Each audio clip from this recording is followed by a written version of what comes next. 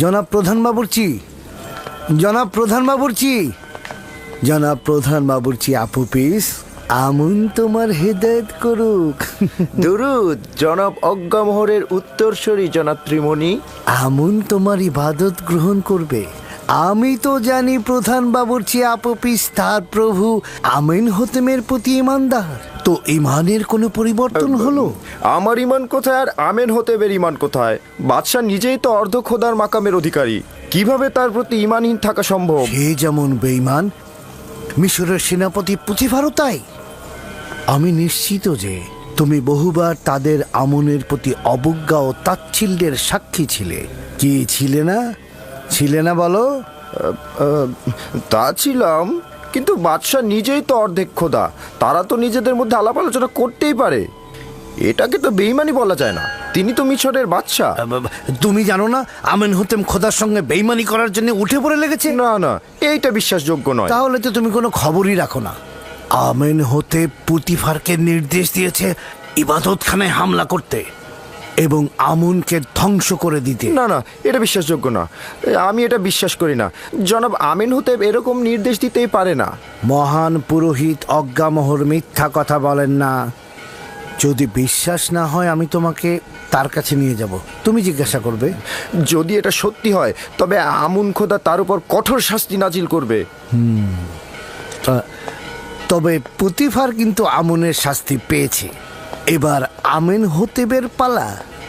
পুতিফারের স্ত্রী জুলেখা একজন ভিনদেশীর কাছে অপমানিত হয়েছে, এটা তো তুমি জানো, তাই না?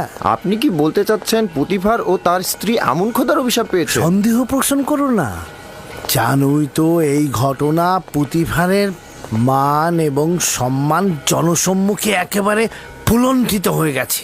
যদি তুমি ইচ্ছা পোষণ করো তাহলে আমি তোমাকে মহান পুরোহিত অজ্ঞামোহরের কাছে নিয়ে যাব। এটি আমার অনেক দিনের ইচ্ছা, আমিও যেতে চাই তার কাছে। খুবই ভালো। তবে আপাতত জনাব অজ্ঞামোহর এখানে নেই, তবে দিন তাশরিফ রাখা মাত্রই আমি তোমাকে তার কাছে নিয়ে যাব, ঠিক আছে?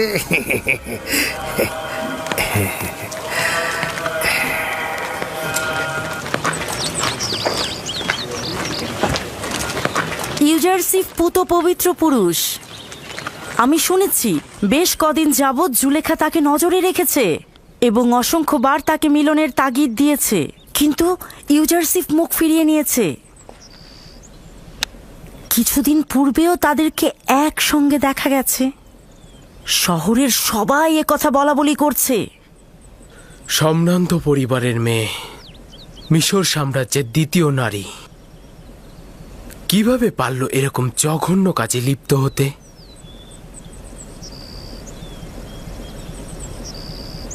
পুতিফারের উচিত ছিল তাকে হত্যা করে ফেলা।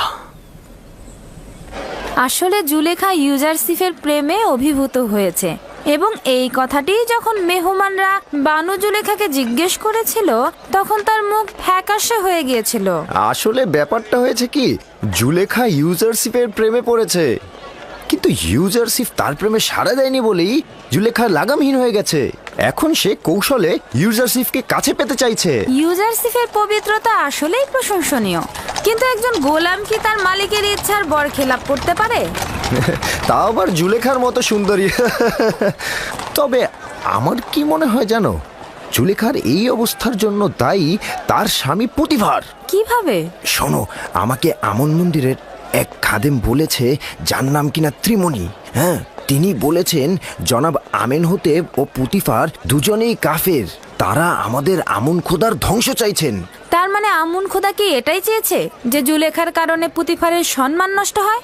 আমি নিজেও বিশ্বাস করিনি, তবে আমি সিদ্ধান্ত নিয়েছি আমনের প্রধান জনাব অজ্ঞামোহরের সাথে আমি নিজে দেখা করব, তার কাছ থেকেই শুনবো। তুমি বাড়িতে যাও, আমি এখন রাজমহলের দিকে যাব। কি হলো, যাও।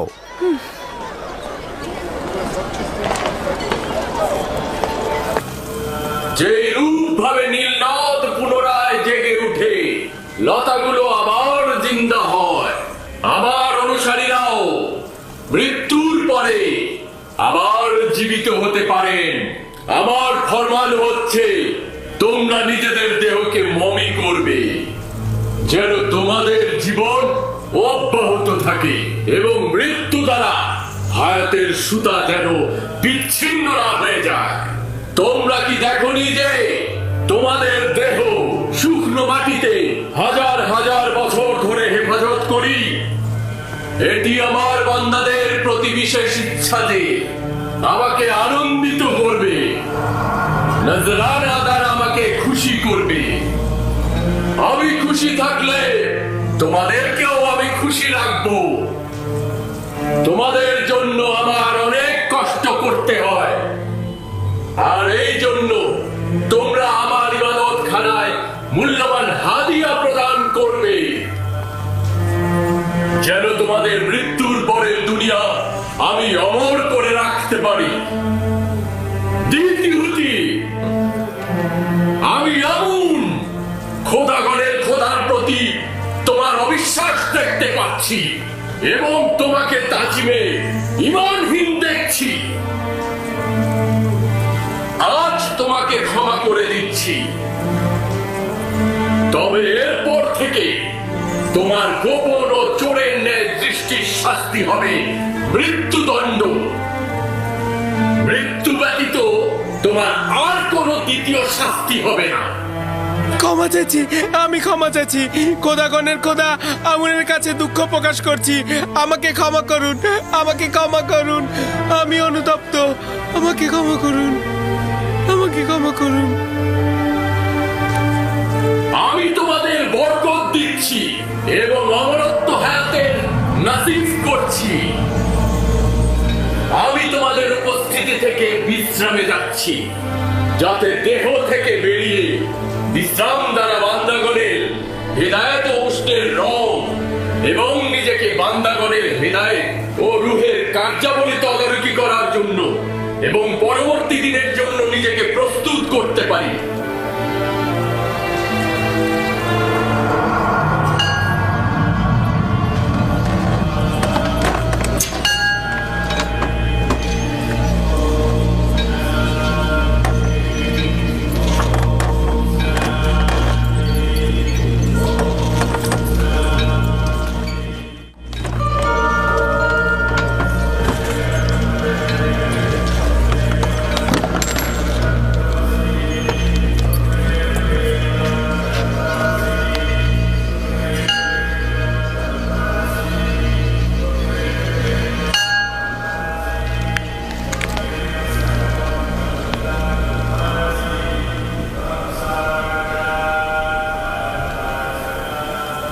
আমুন তোমাদের নিজের অনুগত্যে রাজি আছেন। মন্দির ও মন্দিরের খেদমতগারদের ভুলে যেও না। নিজেদের হাদিয়া ও নজরানা দ্বারা আমুনকে সন্তুষ্ট করবে।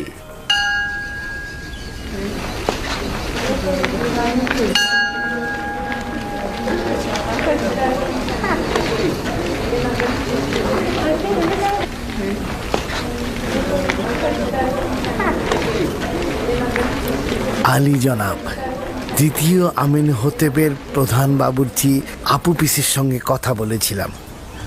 আমিনহোতেব ও পুতিফারের বেইমানির কথা তাকে জানিয়েছি। সে বিশ্বাস করেনি, তাই আমি তাকে বলেছি যে আপনি আসলেই আমি তাকে আপনার কাছে নিয়ে আসব। আপনি নিজে তাকে হাকিকতটা বলবেন।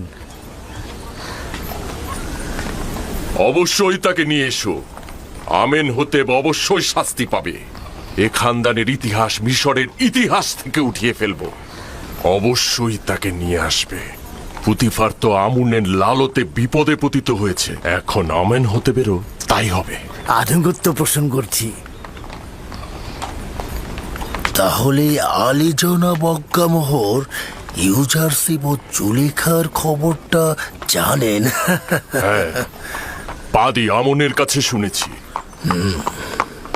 যদিও জুলেখার আমন মন্দিরের জন্য লজ্জাজনক এবং জুলেখার উচিত স্পষ্ট কথা বলা, কিন্তু এই ঘটনার জন্য পুতিফারকে সুস্থ শরীরে বাঁচিয়ে রাখা যাবে না। পুতিফারের দম্ভ পতনের পর এবার আমিনহোতেবের পালা, আর আমিনহোতেবের পতন হলে আমাদের আর কোনো দুশমন থাকবে না।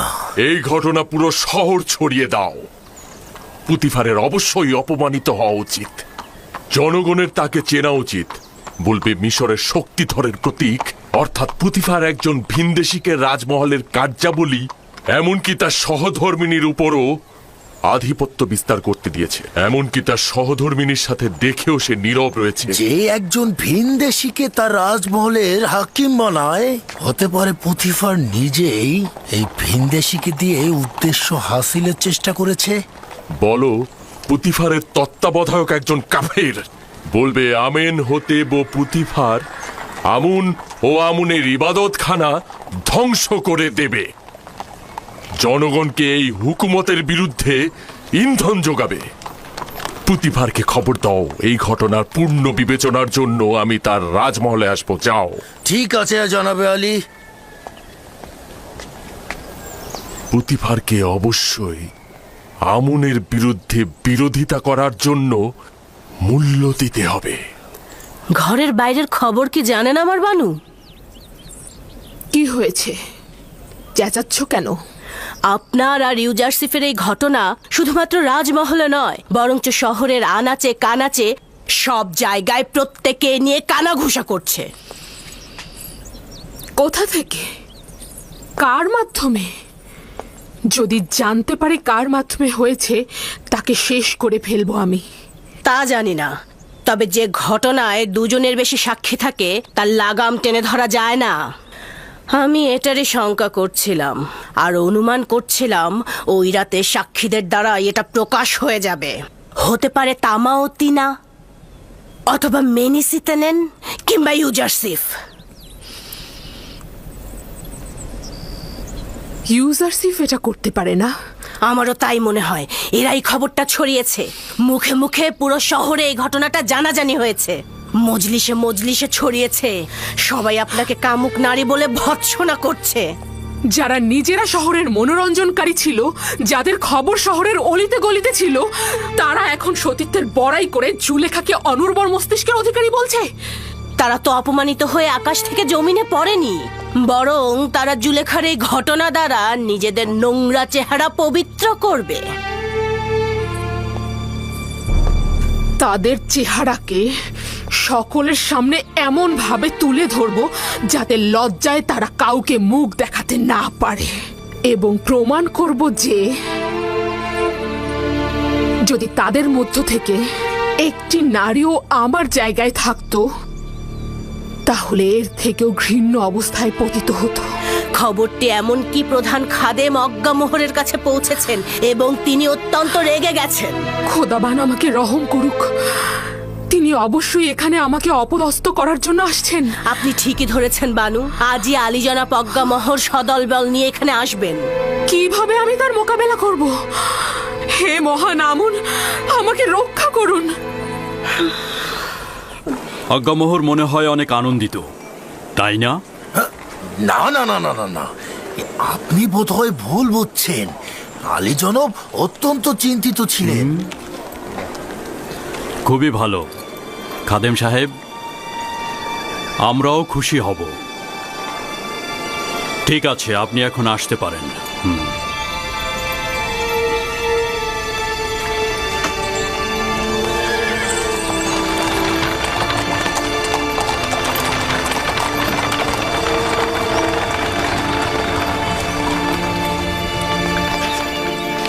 আমি তো এবাদতখানার খাদেম স্বার্থবাদী আজ্ঞামোহর বিরোধী। এখন বাধ্য হব তাকে রাজমহলে সাদরে গ্রহণ করতে। ইচ্ছে না থাকা সত্ত্বেও তাকে সহ্য করতে হবে। যদি তোমার তরফ থেকে ভুল না হতো, তাকে কঠিন শাস্তি পেতে হতো। তুমি আমার সহধর্মিনী না হলে এতক্ষণে তোমাকে জল্লাদের কাছে যেতে হতো। কিন্তু কি করব, তুমি তো আমুনের স্ত্রী। তুমি আমুনের খেয়ানত করার ইচ্ছা করেছিলে, অবশ্যই তার জন্য কোরবানি দিবে এবং তার সামনে নিজের অপরাধ স্বীকার করে নিবে।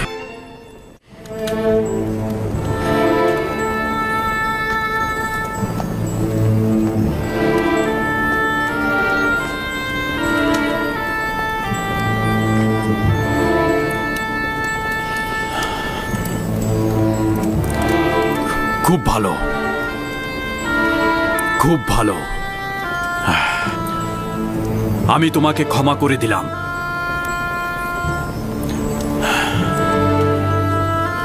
আশা করছি আমনও তোমাকে ক্ষমা করে দিবে।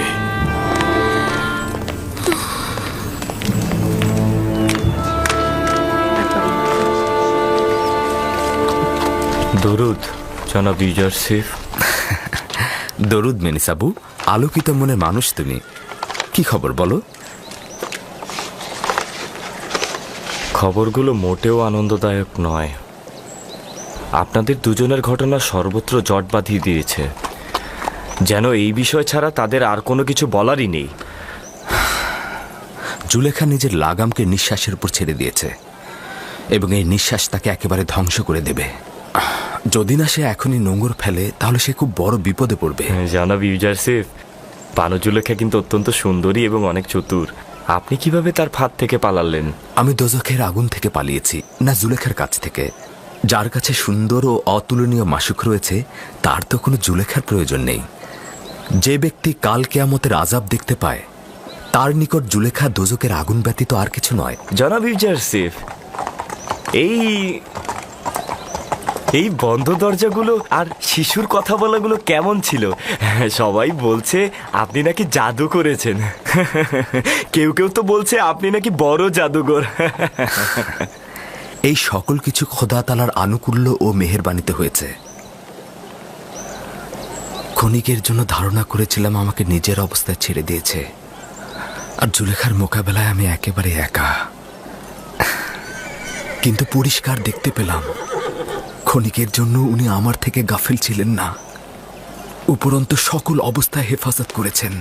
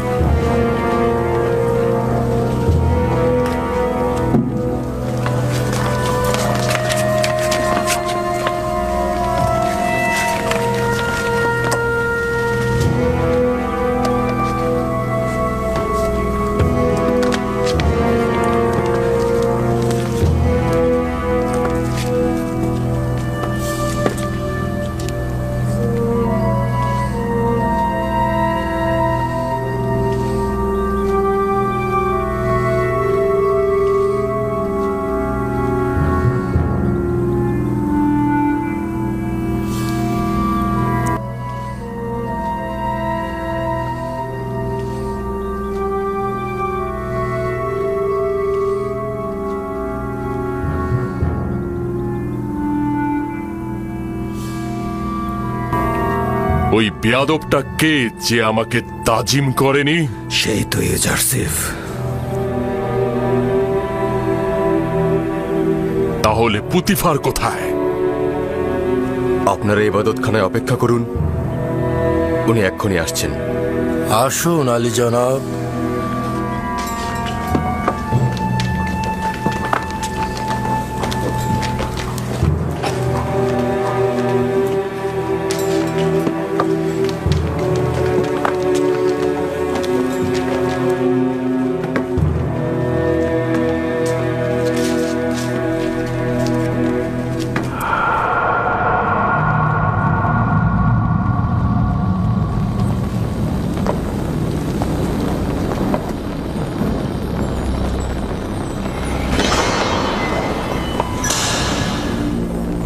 আলী জনাব পুতিপার ও বানু জুলেখা।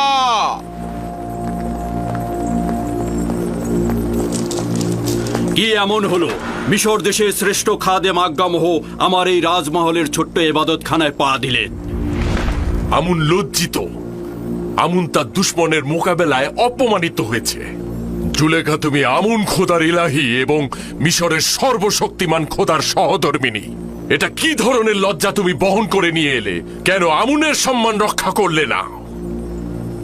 আপনি এমন এক জওয়ানের প্রেমে পড়েছেন যে কিনা আমাদের আমুনের দুশ্মন, যে কিনা বারবার আমুন ও আমুনের খাদেমদের সাথে বিবাদে লিপ্ত হয়েছে। আপনি নিজের সন্তুষ্টির জন্য একজন ভিনদেশীর সঙ্গে, যার খোদার কোনো মালুম নেই, অচেনা এক খোদার মোকাবেলায় আপনি আমুনকে অপমান করছেন। ভাবতে পারছেন কি আমরা আমুনের খাদেমগণ এই লজ্জা আদৌ সহ্য করতে পারবো কিনা? আপনি যদি শুধুমাত্র মিশরের সেনাপতির সহধর্মিণী না হতেন, আপনাকে অবশ্যই কঠিন শাস্তি প্রদান করতাম। তুমি এখন কি বলবে? আসলে কি তোমার বলার মতো কিছু আছে? আমি আত্মপক্ষ সমর্থন করার সুযোগ চাইছি। জনাব অজ্ঞামোহর অনুমতি দেবেন? শুনছি, বলো। যদি আমাকে কিছুদিন সময় দেন, নিজেকে নির্দোষ প্রমাণিত করব। যে লাঞ্ছনা বয়ে নিয়ে এসেছো কিভাবে পাক পবিত্র হবে? আসলে আমার উদ্দেশ্য হলো যারা অপমানের পালে হাওয়া দিচ্ছে তাদের মুখ চিরতরে বন্ধ করা। ঠিক আছে, দেখি তুমি কি করো। তুমি আমুনের সম্মান ধুলো লুটিয়েছো, সেটা তো আর কখনো ফিরিয়ে দেয়া যাবে না।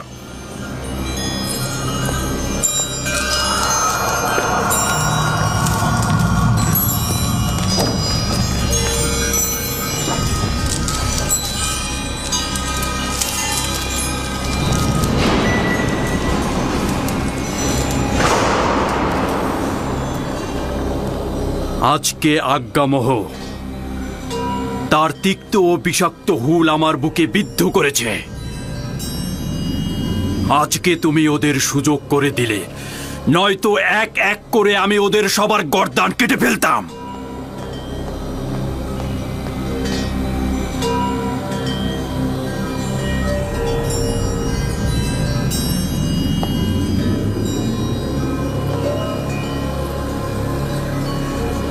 কারি মামা।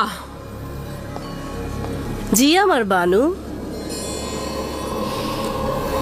জাঁকজমকপূর্ণ মেহমানদারির আয়োজন করো এবং মিশরের সকল সম্ভ্রান্ত নারীদেরকে আমার এখানে আমন্ত্রণ করো। তাদের কিছু দেখাবো।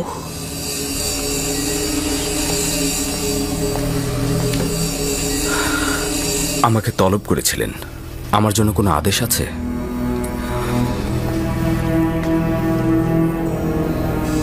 বেশি কিছু বলবো না, শুধু তোমার কাছে এইটুকুই চাইবো আমি, মেহমানদের সম্মুখে সুন্দর লেবাসটি তুমি পরিধান করবে, নিজেকে আকর্ষণীয়ভাবে সুসজ্জিত করবে, আর আমি যখনই ডাকবো ফলমূলের ট্রে হাতে নিয়ে মজলিসে প্রবেশ করবে। এটাই তোমাকে বলার ছিল।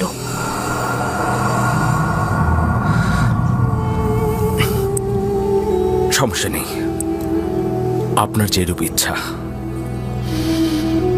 তুমি এখন যেতে পারো।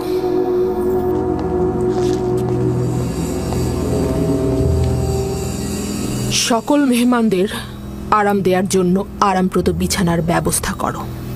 তাদের জন্য সর্বোত্তম পানীয় এবং খাবারের আয়োজন করো এবং অতিথিদের সবার জন্য প্রচুর পরিমাণে মাল্টা ফলের ব্যবস্থা করবে এবং প্রতিটি মেহমানের হাতে একটি করে ধারালো ছুরি তুলে দেবে। বুঝতে পেরেছো আমার কথা?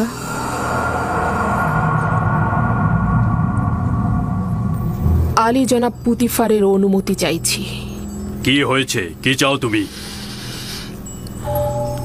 আমি প্রমাণ করতে চাইছি আপনি যতটা খারাপ ভাবছেন ততটা নয়। এই সুযোগটি আমাকে দেবেন? তোমার নিজের গুনাহের গ্রহণযোগ্যতা প্রকাশ না করে চেষ্টা করো নিজের ভুল স্বীকার করতে এবং নিজেকে সংশোধন করতে। আপনার কাছে বেশি কিছু চাইছি না। অনুরোধ করছি যে আগামীকাল মেহমানখানার পেছনে কিছুক্ষণ দাঁড়িয়ে থাকবেন এবং সেখানে যা কিছু ঘটে তার সাক্ষী থাকবেন। বিষয়টা কি? আমি সিদ্ধান্ত নিয়েছি মিশরের নারীদের মধ্যে নিজের মর্যাদা পুনঃপ্রতিষ্ঠিত করব। আমার তাগাদ গ্রহণ করুন। ঠিক আছে, গ্রহণ করলাম।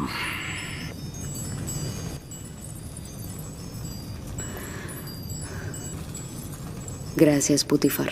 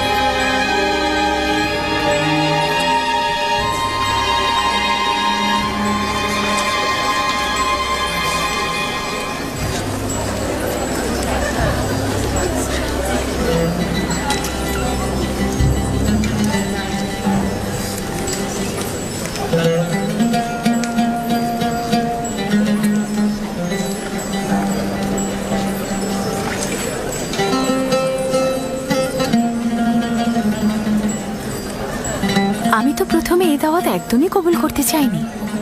জুলেখায় মজলিসে হাজির হলে সে নিজেই অপ্রস্তুত হবে, কারণ সে তার লজ্জা বয়ে বেড়াচ্ছে। কিন্তু আমার স্বামী পদিয়ামুন অনেকটা জোর করেই আমাকে এখানে পাঠালেন। আমারও খুব একটা আগ্রহ ছিল না, কিন্তু কৌতূহল আমাকে প্রলুব্ধ করেছে। আমার দিল খুব চাইছে যে ঘটনাটা ঘটেছে সেটা পুরোটা জানা।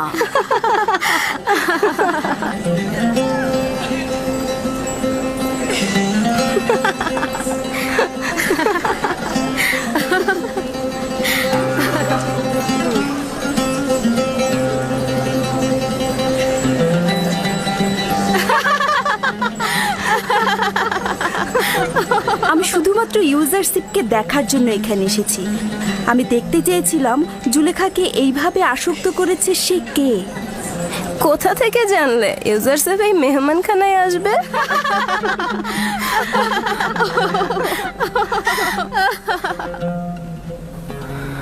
যদি পালানোর পথ থাকতো তাহলে পালিয়ে যেতাম। এই শয়তানের মজলিসে হাজির হওয়া আমার জন্য নিদারুণ যন্ত্রণার।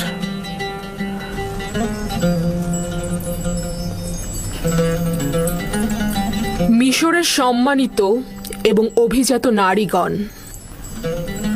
আজকের মেহমানদারিতে আপনাদের হাতের ধারালো চাকু এবং মাল্টা ফল আমাদের মধ্যে রায় দেবে।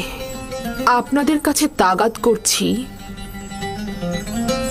যখন আমি ইশারা করব মালটা কাটা শুরু করবেন। এটি একটি বিশেষ মেহমানদারির পদ্ধতি।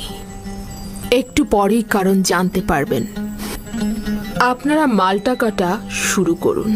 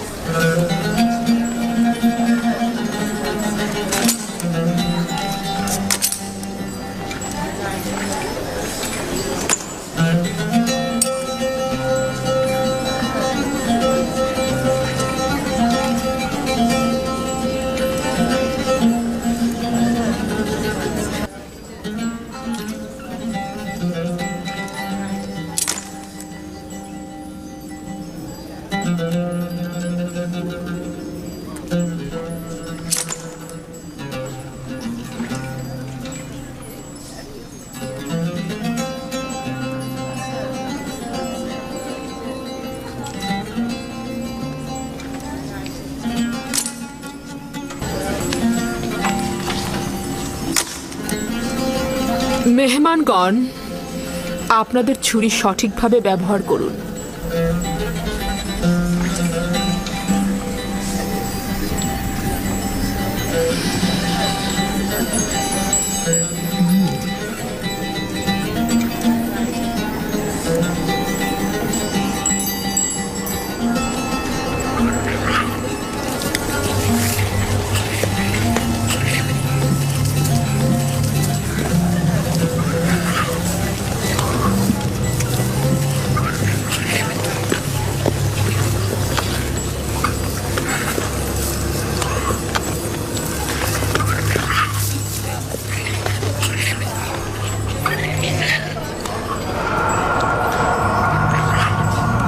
ইউজারশিপ, প্রবেশ করো।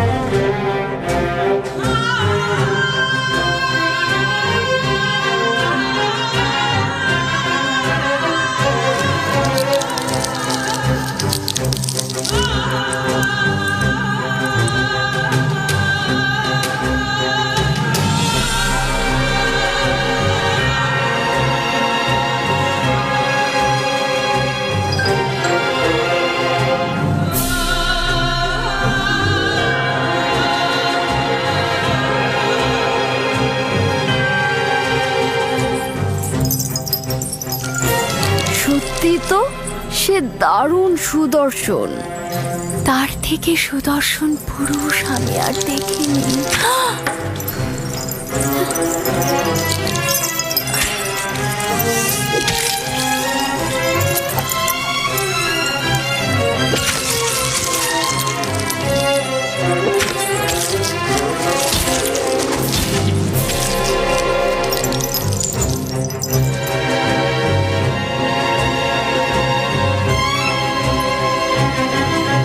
সৌন্দর্য তো অতুলনীয়। সে ইনসান নয়, আকাশ থেকে নেমে আসা ফেরেশতা।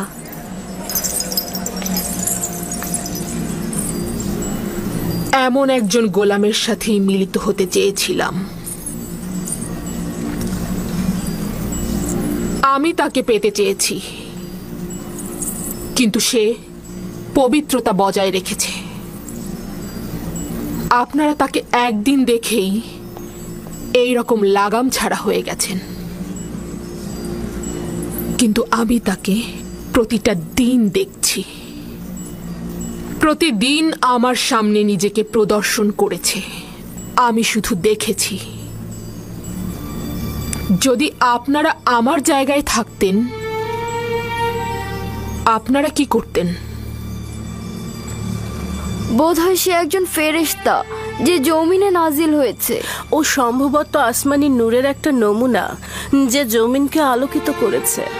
যেন আসমানের একটি সত্তা জমিনে নেমে এসেছে, অসাধারণ রূপবান। সে মানব পোশাক পরিধান করেছে। সে একজন প্রভু, যেন আদিম কুল থেকে ইবাদত করে জমিনে এসেছে। খোদার কসম, ইউজারশিফের উপর জুলেখার হক রয়েছে। ইউজারশিফ তার সাধারণ কোনো মানুষ নয়। ইউজারশিফ আসলেই সুদর্শন, তাকে যে কেউ চাইবে। এগুলো সব অনর্থক কথা। সেও একজন মানুষ, আমাদেরই মতো। এখন আপনাদের কাছে আমার প্রশ্ন, এমন একজন ফেরেশতার মতো সত্তার জন্য তিরস্কার শোনা কি ভুল আমার? আমাকে কি আবারও তিরস্কার করবেন এবং পথভ্রষ্ট বলবেন? না, স্বীকার করে নিচ্ছি যে আপনি অপারগ। আমাদের মিশরীয় নারীদের এই গুজব রটানোটা ভুল ছিল। আমি এটাই প্রমাণ করতে চেয়েছিলাম। খোদাবান্দ, সকল গুনাহগারকে হেদায়েত দান করো আর আমাকে এই সব শয়তানের হাত থেকে রক্ষা করো। আজকের মেহমানদারির এটাই উদ্দেশ্য। আপনারা যেতে পারেন।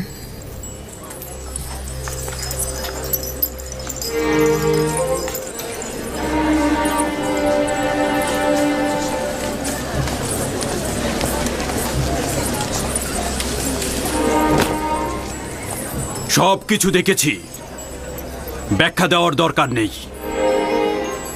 এতে তোমার কি লাভ হয়েছে? বিষয়টি কি পরিষ্কার হয়েছে?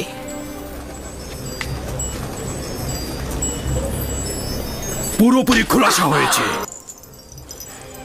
তুমি বলতে চাইছো যেহেতু মিশরের নারীগণ ইউজারশিপকে দেখে হাত কেটে ফেলেছে, তাই তুমি নিজেকে বৈধভাবে ইউজারশিপের নিকট উৎসর্গ করবে। তুমি এটা ভুলে গিয়েছো যে তুমি বিপরীত ধর্মী একজন নারী। যারা খোশ গল্প আর বিলাসিতায় কাটায়, তুমিও তাদের মতো।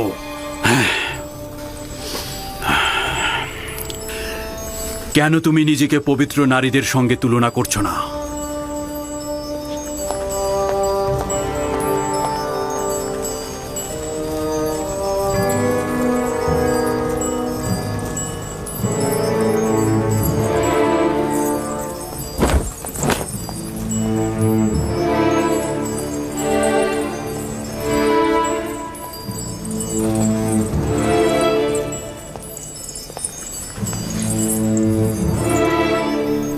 মিশরের কয়েকজন নারীকে খবর দাও যারা আমার পয়গাম ইউজারশিপের কাছে পৌঁছে দেবে।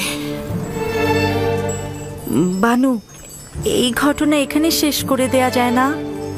আমরা এটার ভবিষ্যৎ নিয়ে শঙ্কিত আর জনাব পুতিফারের সম্মান নিয়ে চিন্তিত। পণ্ডিতি করার জন্য তোমাদের ডাকা হয়নি। যেভাবেই পারো আমার পয়গাম ইউজারশিপের নিকট পৌঁছে দাও। তাকে বলবে হয় সে আমার সকল চাহিদার সামনে বশ্যতা স্বীকার করবে, না হয় তাকে বেরি পড়িয়ে জেলখানায় প্রেরণ করা হবে। এখন কোনো বাধা নেই, যেহেতু নিজের লজ্জা শরম সব ছিন্ন করেছি। যুদ্ধ শেষ না হওয়া পর্যন্ত থামবো না আমি। কোন মহিলাকে এ কাজের জন্য যথোপযুক্ত মনে করেন আমার বানু? সবকিছু আমিই বলে দেব। আমি জানি না, যার ইউজারশিপের সাথে কথা বলার শক্তি আছে তাকেই বলো।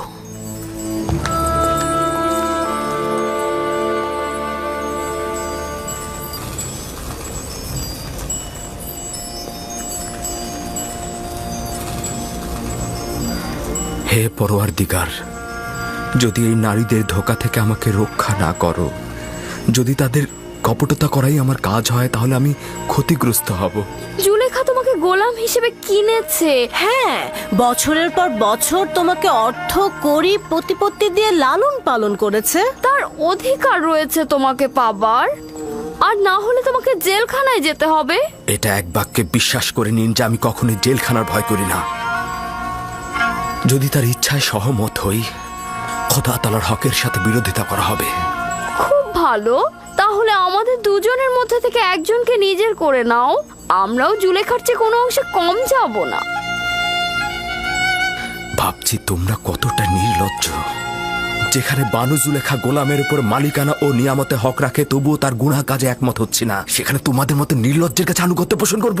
আপনার মেহেরবান চেহারায় মেহেরবান অন্তরের নিশান রয়েছে। নিজের প্রেমকে কষ্ট দেওয়া মহৎ ব্যক্তির উদাহরণ নয়। যদি আবারও তোমার বাতিল তাগাদ পুনরাবৃত্তি করো, তাহলে তোমাদের সাথে আদব ও সম্মানের পরিবর্তে তিরস্কারের ভাষায় কথা বলবো। আপনি হয়তো বুঝতেই পারছেন না আপনি নিজেকে সব ধরনের শাস্তির জন্য প্রস্তুত করছেন। আপনি এটুকু জেনে রাখুন যে আপনাকে আমি ছেড়ে দিচ্ছি না। আমার হাত আপনার ওপর থেকে তুলে নেব না। হয় আপনি আমার, অথবা জুলেখার হবেন, নয়তো আপনাকে কারাগারে যেতে হবে। এটা বানুর পক্ষ থেকে।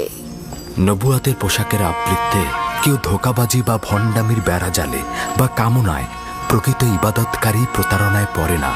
উঁচু আকাশে উড়ন্ত সৌভাগ্যের হোমা পাখি তার নিজস্ব শক্তিতেই আকাশের সঙ্গে যুক্ত থাকে, বাজ পাখির চিন্তায় বন্দি থাকে না।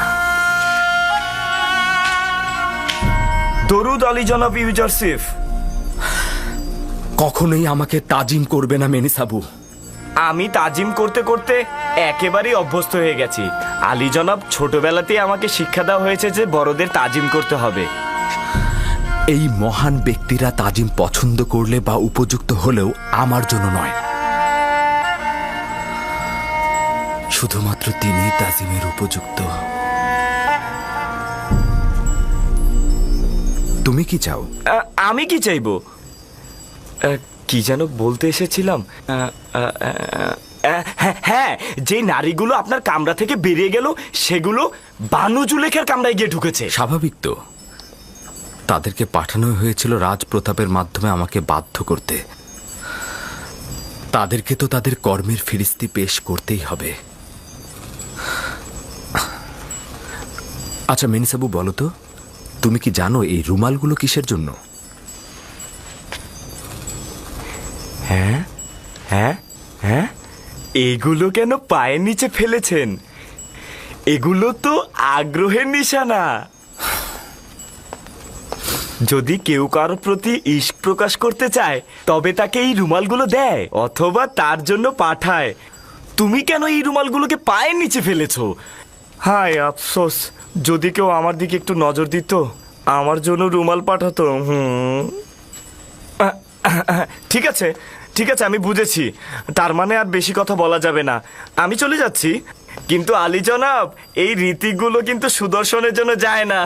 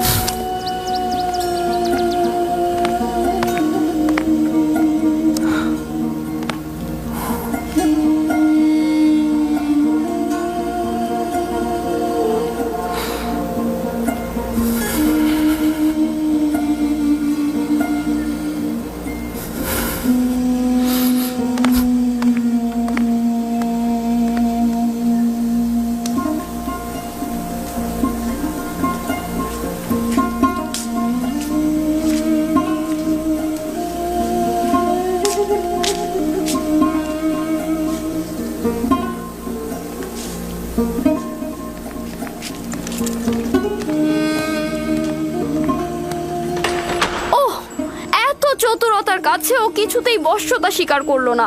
যদিও পাথরও হতো তবু ওকে গলিয়ে ফেলতে পারতাম, কিন্তু ইউজারসিফ পাথরের চাইতেও কঠিন। তালাশ করে লাভ নেই, কোনো ফলই হবে না। তাহলে তোমরাই আমাকে বলে দাও, আমি এখন কি করব? কোনো পথই কি খোলা নেই? ইউজারসিফকে কারাগারে পাঠিয়ে দিন, এটাই তার একমাত্র পথ। কারাগারে? হ্যাঁ, সম্ভবত কারাগারের প্রকোষ্ঠে সে আপনার রাজ্যের রাজনিয়ামত উপলব্ধি করতে পারবে। হ্যাঁ, কারাগারের স্বাদ পেলেই তার মাথা আপনার চরণে লুটিয়ে পড়বে। কিন্তু আমি তাকে কারাগারে পাঠিয়ে কিছুতেই দূরে থাকতে পারবো না। অবশেষে আপনি একটা সুযোগ পাচ্ছেন যেটা আপনি হাতছাড়া করবেন। এই শাস্তির মাধ্যমে হতে পারে ইউজারসিফের দম্ভ একেবারে ভেঙে পড়বে। জেলখানায় তার অহংকার চূর্ণ হয়ে যাবে। বশ্যতা স্বীকার করলে তাকে আজাদ করে দেবেন। ইউজারসিফকে সপ্ত দরজার কামরায় ডাকো।